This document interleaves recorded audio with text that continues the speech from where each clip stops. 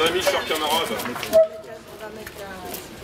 chers camarades, notre mouvement vous est naturellement extrêmement reconnaissant pour votre présence si nombreuse aujourd'hui pour honorer Jeanne d'Arc à une époque de mensonges et de bassesse comme la nôtre.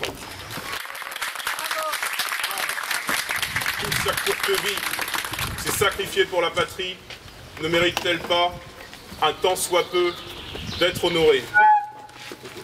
Nous, militants du patriotisme français, savons que Jeanne a toutes les vertus de l'héroïne de France et de la femme du peuple pour susciter notre hommage respectueux.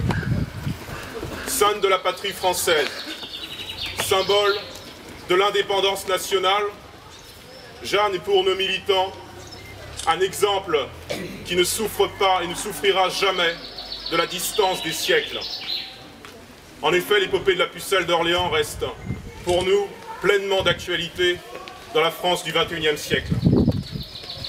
Alors aujourd'hui, il y a grande pitié dans la République française, comme à l'époque de la guerre de 100 ans, les chroniqueurs disaient qu'il y avait grande pitié dans le royaume de France.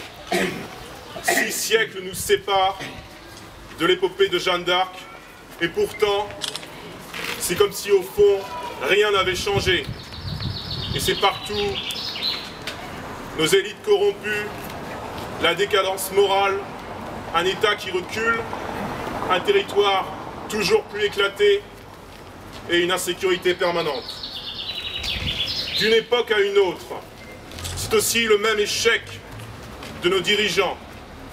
Malgré le mérite, l'extrême dévouement et l'excellence de nos soldats.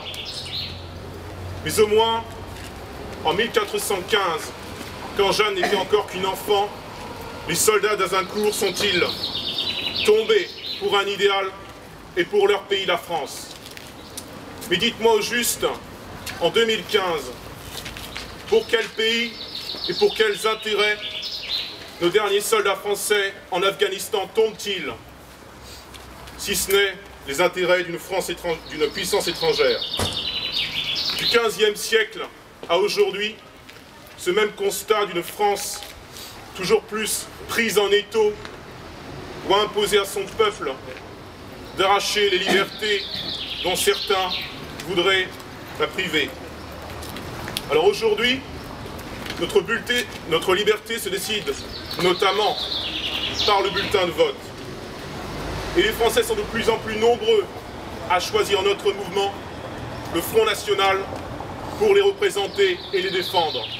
Ils sont plus de 6 millions et ils donnent mandat à nos élus pour une France libérée. Demain, en mettant Marine Le Pen au pouvoir par le vote souverain, vous retrouverez vos libertés perdues ou accaparées. Dès 2017, la France sortira de l'Union européenne, ce qui n'est pas sortir de l'histoire européenne. C'est au contraire y revenir, y réentrer aux côtés des patries historiques d'Europe. Peut-être d'ailleurs que la France fera ce choix avec sa vieille ennemie l'Angleterre, si toutefois le gouvernement britannique honore la promesse qu'il vient de formuler à l'égard de son peuple. Il faudra encore à la France demain regagner le plein exercice de toutes ses souverainetés juridiques, territoriales, économiques. Il faudra à la France regagner d'autres libertés encore, la pluralité d'opinion dans sa presse, sa liberté d'organisation syndicale, enfin la neutralité dans sa fonction publique, dans l'enseignement, dans la justice, et surtout le référendum populaire comme aiguillon de sa démocratie. Dès aujourd'hui, pour les victoires de demain, notre mouvement est en lutte. 1415, 2015, même combat. De la clairière d'Azincourt au laminoir de Florange, des flèches anglaises aux chaînes du Capitole. Même blessure et même défense. La guerre.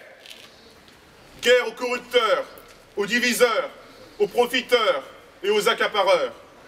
Guerre à ceux-là qui amoindrissent la France. Guerre à la guerre des factions contre notre peuple. Guerre pacifique, aussi et surtout par le bulletin électoral et le piquet de grève. Le 1er mai dernier, dans un discours de sincérité, notre chef, Marine Le Pen, nous a invités à suivre l'exemple de Jeanne d'Arc. C'est cet exemple, d'une figure féminine de premier plan dans notre histoire nationale. Aussi, ce n'est pas un exemple anodin, parce qu'il vous montre, si toutefois vous étiez découragé, cet exemple vous montre que dans l'histoire de France, les femmes ont toujours su trouver leur place et qu'elles n'ont pas attendu, par exemple, que les Femen ne leur fassent la leçon de vivre ensemble. Depuis 15 siècles, par le glaive et par le sein, la femme française protège son peuple contre toutes les subversions et le guide dans la justice. Demain, la femme française continuera. Les femmes de France continueront. Avec Marine, Jeanne et Marianne, nous garderons la France libre, souveraine, indépendante et française. Vive le peuple et vive la France.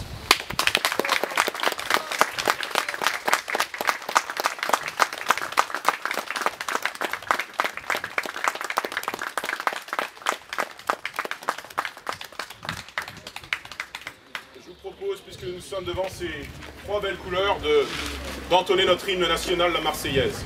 Allons enfants de la patrie, le jour de gloire est arrivé. Contre nous de la tyrannie, l'étendard sanglant est levé. L'étendard sanglant est levé. Entendez-vous dans nos campagnes, mugir ces féroces soldats.